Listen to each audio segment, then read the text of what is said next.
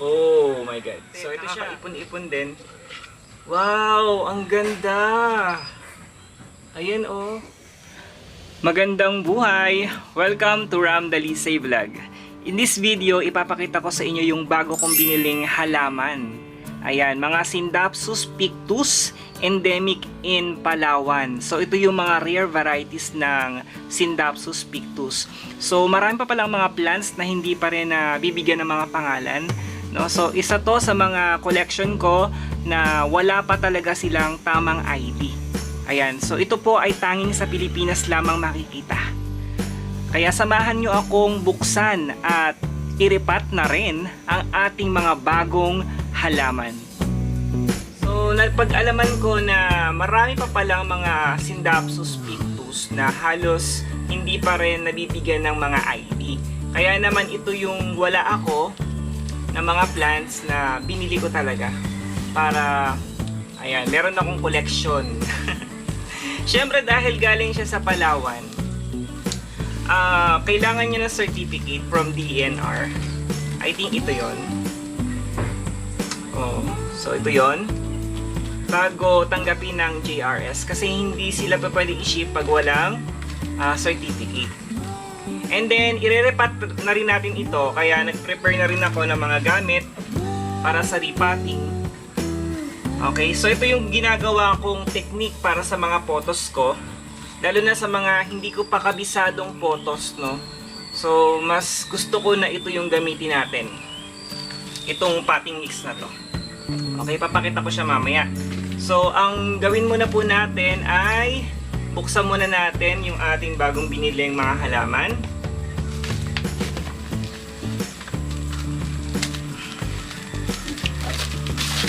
Oy. So kung makikita ninyo, nakalagay pa siya sa pet bottles, no? So 1.5. Ayan. O, may pangalan pa. Sir Ramesses. Oo ah. Buong-buo yung pangalan ko. Sana natin. Sarap mag-unboxing, guys. Lalo na pag may mga order kang plants, no? Na yung mga plants na wala ka pa. Ang sarap mag-wait, nakaka-excite. Then syempre pag bubuksan mo na siya, ayan, nakakatuwa at nakakatanggal ng pagod. Dahil finally meron na rin tayong collection ng mga plants. Actually, hindi ko pa rin alam yung mga ID nila. So, kaya nga ang tawag sa kanila is unknown or Palawan endemic na mga photos, Scindapsus pictus.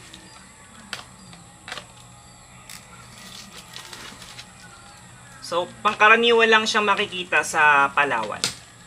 Ayan. Ang ganda talaga ng ng biodiversity ng Palawan. Ang daming mga nabubuhay na halaman sa atin dahil tropical country tayo. Ayan. Ang daming mga bagong nadi-discover na mga plants. Oh my God. So ito siya. Ang ganda niya. Ito parang may pagka silver lady. Ayan. Ito wala ako nito, pero may silver lady na ako. Silver lady ko kasi medyo pabilog ang dahon. Di ba napakita ko naman sa inyo sa live video natin? At saka sa ating previous vlog.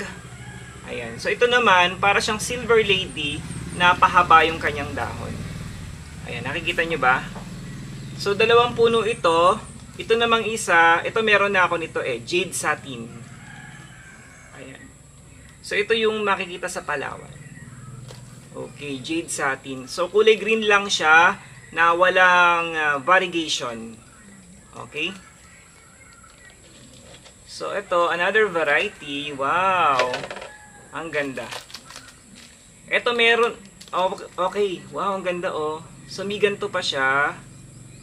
Parang ano siya bilog yung dahon, no? Scindapsus pictus. Hindi ko naman masabi na para siyang silvery, hindi naman siya parang argyrius Napaka-unique po niya. Ayan. So, wala pa rin siyang ID. Ayan. Sana soon magkaroon to ng pangalan.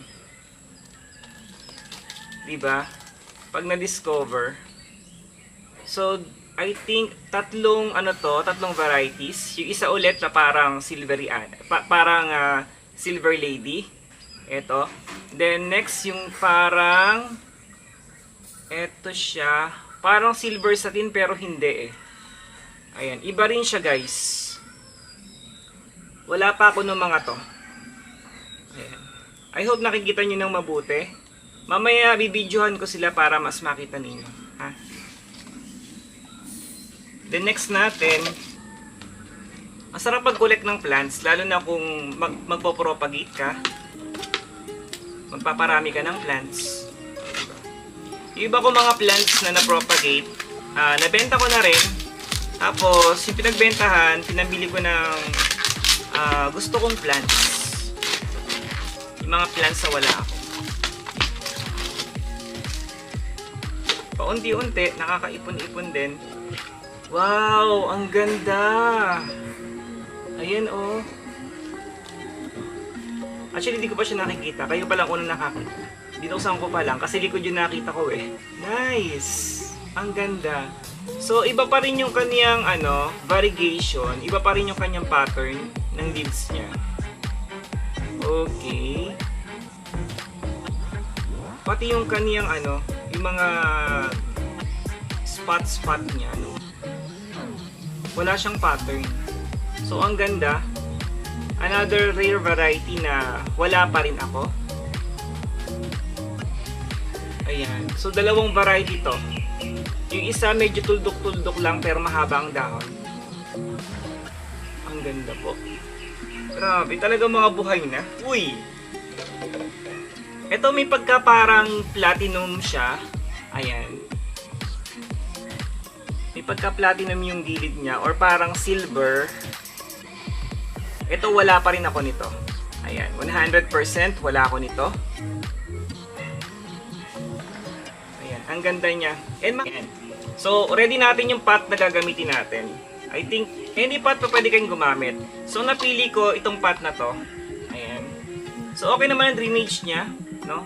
So, importante kasi sa mga pot, may butas. Kasi minsan naka-encounter ako ng pot na walang butas, no? O nakabili ako ng halaman, ang ganda-ganda, pero after a week, nakita ko na parang nalalagas yung mga dahon at nalalanta na siya.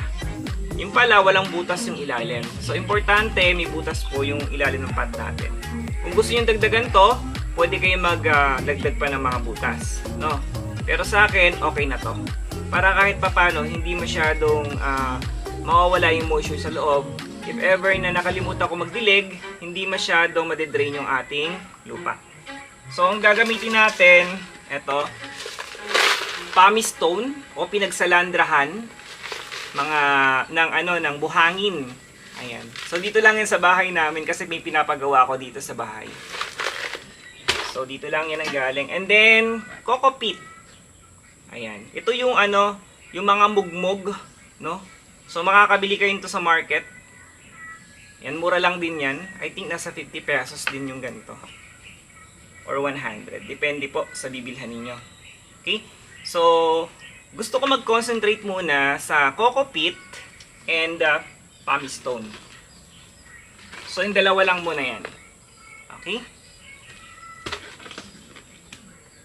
So, bakit coco peat ang gagamitin natin? Kasi pag coco peat, maganda yung drainage ng plants natin, no?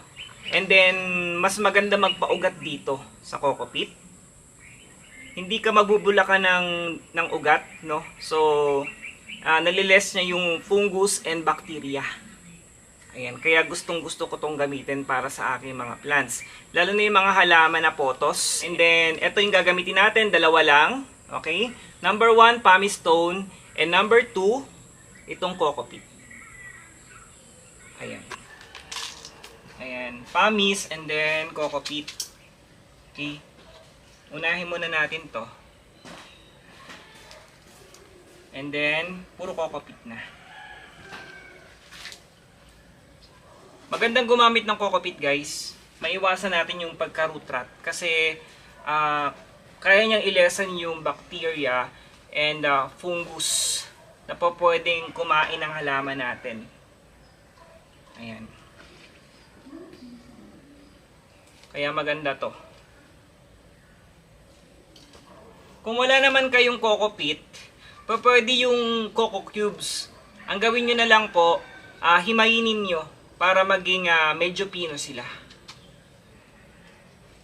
Sa pagtatanim po, kailangan medyo masiksik natin yung ano niya, yung ginamit nating potting mix. Kailangan medyo ipit yung ugat. Huwag yung masyadong maluwag para hindi madaling magalaw yung ugat. Kailangan na stable siya. Okay? So diin-diin lang guys. Ayan, diin-diin lang din sa mga gilid-gilid. Ayan, okay na yan. Huwag naman sobrang press ha. Ayan, katamtaman lang. Okay, so ayan. O diba? Mga after 3 weeks siguro, itatransfer ko na siya sa mas malaking pot.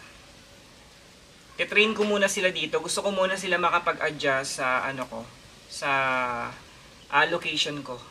Kasi nga galing sa biyahe, medyo na stress. Ayan. Kaya kailangan muna niya maging established bago i-transfer sa other pot. Ang kagandahan ng paggamit ng maliit na pot is para mas mag-focus yung plants sa growth ng roots. Mas madali niyang pupunuin tong maliit na pot na to.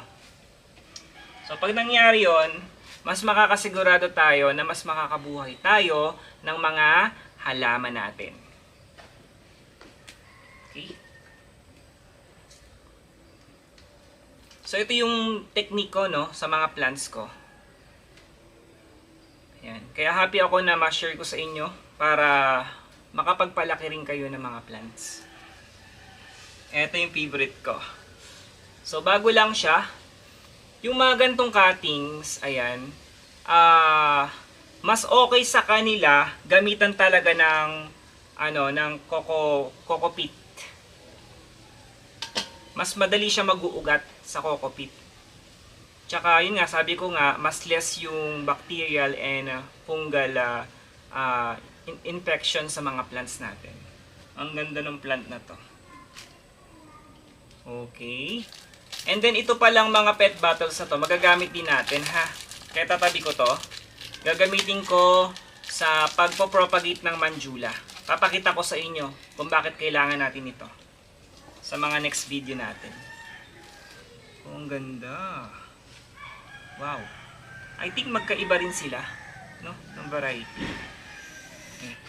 Ganito lang kasimple mag-repot, guys. Kahit kayo, kaya nyong gawin to. Yan mga kahalaman, no? Diba? Napaka-simple. Tapos, dalawang material lang gagamitin ninyo. Then, ito yung last, natin. Last plant, no? Laki pala ng dahon nyo. Kakatuwa.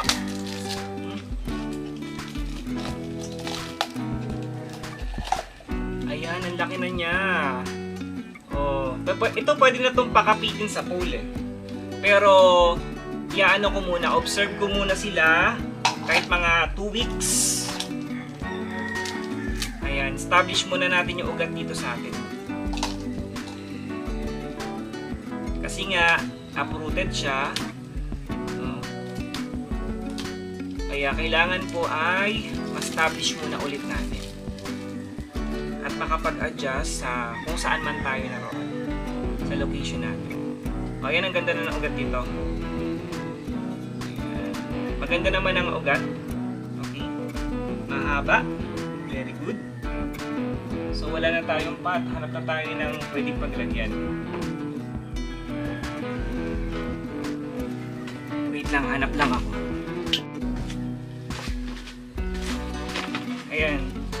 So, ito yung gagamitin ko naman sa dalawang halaman na to kasi mahaba na po siya. Ayan. O, diba? Tapos lagay ulit tayo ng coco. Ayan, basta enjoyin lang natin yung paghahalaman ha. Imayin lang natin. Ito sinasabi ko, kung wala kayong coco peat, kung meron kayong mga bunot or coco cubes, pwede natin gamitin yan.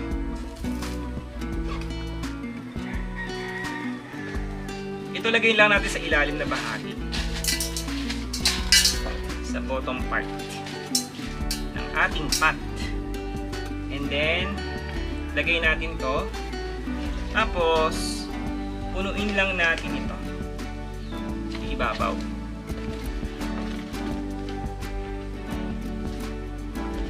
So, ito na po yung ating mga Scindapsus pictus Palawan, no? Endemic in Palawan.